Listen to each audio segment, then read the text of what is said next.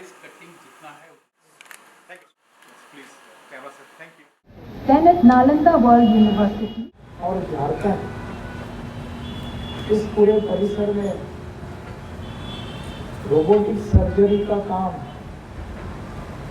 इससे पहले कभी नहीं हुआ था। You are just mentioning about the challenges of the particular surgery, that is robotic surgery, with respect to the new legislations.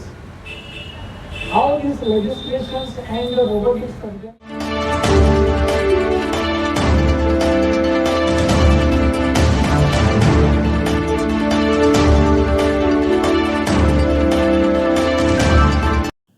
आज का दिन हम कह सकते हैं ये रूबन ग्रुप ऑफ हॉस्पिटल के लिए रेड लेटर डे है और बिहार हेल्थ केयर में एक गेम चेंजर की बात है।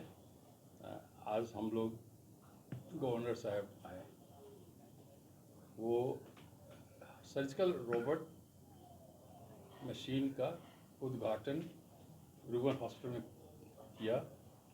जो हमारे सर्जन जितने हैं, यूरोलॉजिस्ट, जनरल सर्जन, कैंसर के सर्जन, गायनेकोलॉजिस्ट, ENT, सभी देखिए यूज़ करेंगे। उनका ट्रेनिंग शुरू हो गया है। देखिए रोबोट जो चीज़ है वो इंडस्ट्रियल यूज़ बहुत पहले से है। जितना भी असेंबली लाइन है किसी भी इंडस्ट्री का, कार से लेके बाकी से, माइंस में जहाँ डिफ़िकल्ट जगह है वहाँ रोबोट जाके काम करता है। डीप सी में रेस्क्यू के लिए रोबोट यूज़ होता है। आप जानते हैं कि ये जो मून पर हमारा चंद्रयान गया, उसके पहले अमेरिकन और बाकी देश के गया, तो रोबोट ही जाकर के वहाँ पर एक्सप्लोर करता है, सैंपल लेता है। इन मेडिकल फील्ड का उसका एप्लीकेशन 2005 और 6 में शुरू हुआ।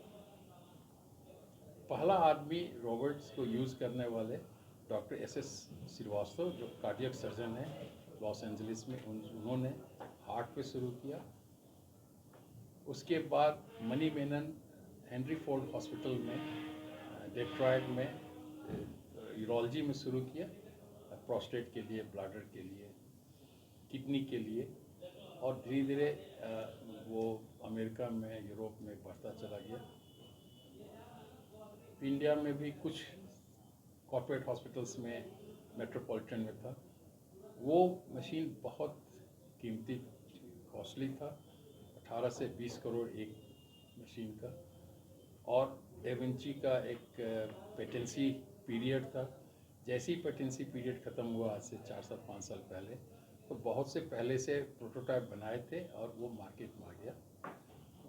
ये जो हम लिए हैं मंत्रा सर्जिकल रोबोट, जो SS इनोवेशन कंपनी, जो सुधीर श्रीवास्तव कंपनी है।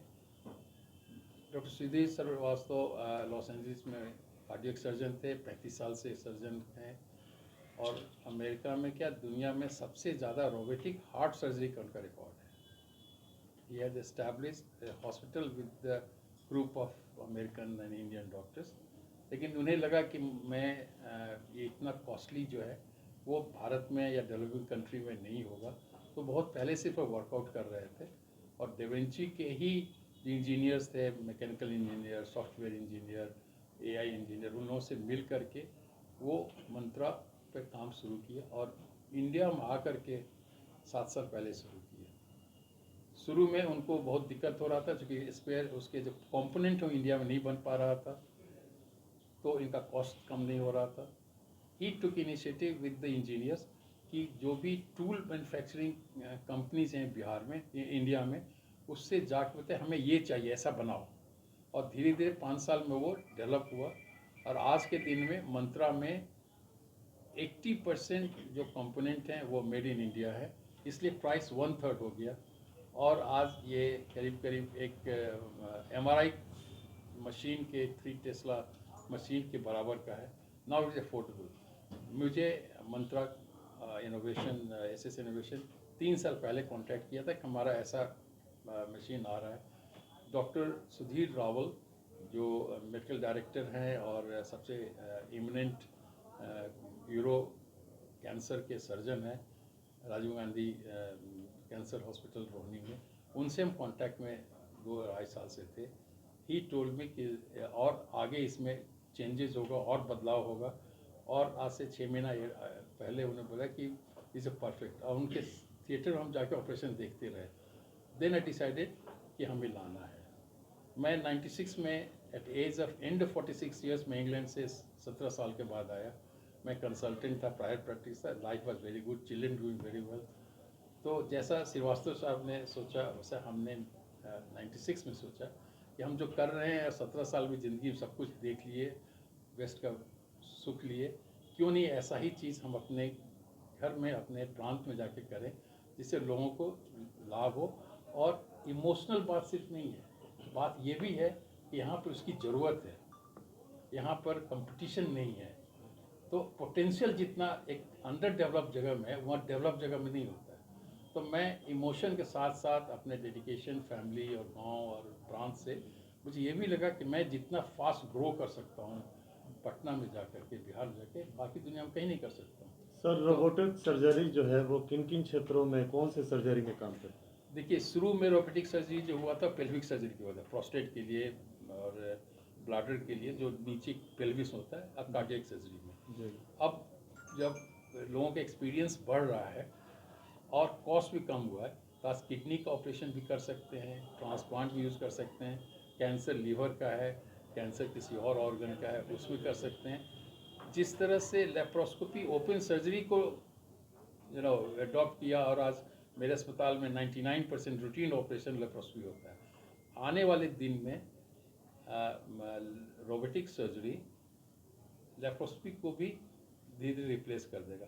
रीज़न ये है कि लेप्रोस्कोपी रोबोटिक सर्जरी में वो जो छोटा सा इंसिजन देके उसके जो यंत्र हैं, जो काटने वाले, जलाने वाले, ब्लीडिंग रोकने वाले, वो अंदर जाता है और सर्जन अलग बैठ करके जॉयस्टिक से उसको मूव करके ऑपरेट करते हैं जैसे लेप्रोस्कोपी करते थे। फ़ायदा क्या है कि चूँकि कम इंसिजन से हुआ है, दूसरा ब्लीडिंग जो ऑपरेशन में होता है क्यों होता है कि ऑर्गन के आसपास में छोटे छोटे ब्लड वेसल्स हैं, वो दिखाई नहीं पड़ता है।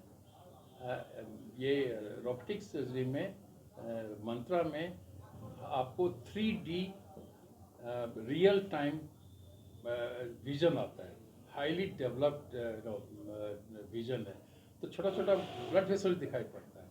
तो अब जब रोबोट से उसको हम इंसाइज करेंगे ऑर्गन में, मुझे पता है कि जस्ट यहाँ पे करेंगे तो ब्लीड नहीं होगा। इसके कारण ब्लीडिंग इतना कम होता है कि हार्डली किसी चीज़ में ब्लड ट्रांसफर की ज़रूरत पड़ता है। इंसिजन दूसरा है कि जब डॉक्टर हाथ से काम कर रहा है, चाहे ओपन में या लेप्रोस्कोपी में, आधे घंटे के बाद नेचुरल है कि कुछ ट्रेमर हाथ में आता है। उस ट्रेमर से जो इंसिजन देते हैं, उससे जो सूचर करते हैं, जो सिलाई करते हैं, वो उतना परफेक्ट नहीं है जितना robot without any tremor exact उस तरह से काटेगा, उस तरह से सूचर करेगा। तो every way it's a much higher precise और sophisticated way of doing surgery. और अब हम एब्डोमिनल में जो भी हो, हेड एंड नेक में, हार्ट में, सब में हम लोग यूज़ करेंगे। और हमारे साथ में जो इमिनेंट डॉक्टर जो पहले से रोबोट यूज़ कर रहे हैं, उन्होंने से हमने टाई अप किए हुए हैं कि जो शुरू के पीरियड में हमारे सर्जन को आके सुपरवाइज़ करेंगे, जिसे सेफली हम लोग करते रहें। कुछ दिनों के बाद, कुछ हफ्ते के बाद भी ये लोग सब इंडिपेंडेंट, क्योंकि देर ऑल ए कंप्लीट सर्जन। जस्ट जो जॉयस्टिक, आँख का विजन, पैर से जो कंट्रोल करना, ये चीज़ का कोऑर्डिनेशन कुछ ही दिन में हो जाता है। तो हम लोग शुरू करेंगे। क्या कॉस्टिंग आएगी सर? सर कि काफ़ी कॉस्ट इफेक्टिव है। काफ़ी कॉस्टली, इसलिए कि आप समझ सकते हैं कि जिस मशीन का दाम 18 से 20 करोड़ था, आज 6 करोड़ हो गया जी। तो कम हुआ है। हम जो भी चार्ज लेते हैं लेप्रोस्कोपी सर्जरी का, उसमें 20-25 हज़ार और आगे लगेगा, जिससे कि जो रोबोट्स का कंज्यूमेबल्स ये सब जितना है वो उसमें इंक्लूड हो जाएगा। अल्टीमेटली पेशेंट को क्या क्या फ़ायदा होगा? पेशेंट को फ़ायदा ये होगा कि उसे छोटा इंसिजन होगा, उसमें ब्लीडिंग कम होगा, हॉस्पिटल से बहुत जल्दी घर जाएगा, अपने काम में जाएगा, पोस्ट ऑपरेटिव दर्द बहुत ही कम होगा और मोर प्रिसाइज ऑपरेशन होगा, और वो अपने काम में जल्दी जा सकता है। हर आदमी काम करता है अपने फैमिली को देखभाल करने के लिए। प्रोलॉन्ग अगर रहेगा हॉस्पिटल में, घर में, तो उतना दिन काम से नहीं रहेगा तो उसका इनकम, उसका घर का जो ये, अब इंश्योरेंस कंपनी भी इसको धीरे धीरे अडॉप्ट कर रहे हैं। तो कुछ ही कुछ इंश्योरेंस कंपनी ऑलरेडी कर लिए, कुछ और करेंगे जिससे कि इंश्योरेंस से भी कवर रहेगा। आयुष्मान में क्या है इसको शामिल? अभी नहीं है, लेकिन डॉक्टर श्रीवास्तव लगे हुए हैं CGSC डिपार्टमेंट से कि चूँकि हम लोग दाम कम कर चुके हैं तो इसको इंक्लूड किया जाए, उसको अप्रूव किया जाए। जैसे बहुत से सर्जरी, कम्प्लेक्स सर्जरी हम लोग करते हैं ECHS का CGSC में, जो अप्रूवल में नहीं है, लेकिन उसमें नियम है कि अगर कोई नया टेक्नोलॉजी, एडवांस टेक्नोलॉजी है एंड यू कैन जस्टिफाई कि ये ज़रूरत है तो अलाउ कर देते हैं। तो उस तरह से हम लोग वो भी लगे हुए कि हो जाए, मैक्सिमम लोग उसको यूज़ कर सकें।